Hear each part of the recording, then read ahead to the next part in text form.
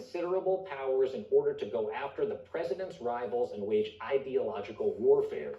That is, after all, how he used his platform in Missouri. And with that, let's bring in our leadoff panel. Ryan Riley, justice reporter for NBC News, Carol Leonnig, Pulitzer Prize-winning investigative reporter with The Washington Post, and Leanne Caldwell, chief Washington correspondent for Puck.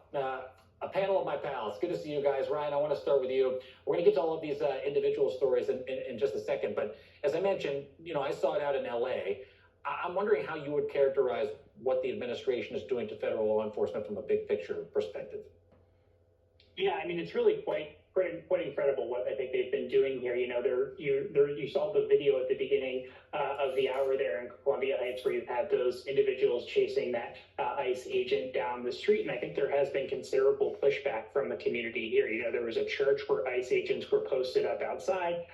There was another nearby neighborhood where ICE agents ripped down a banner and posted that on social media. And a lot of this has been really pushed out on social media. It seems as though this is sort of an optics thing first and foremost for the White House, because that's where a lot of this material has been emerging from. They have these sort of coordinated videos that show this sort of takeover, stylized in music often, and it really is, I mean, a real takeover. And federal agents aren't necessarily all on board with this. There's certainly a strong contingent within the FBI that is supportive of Donald Trump's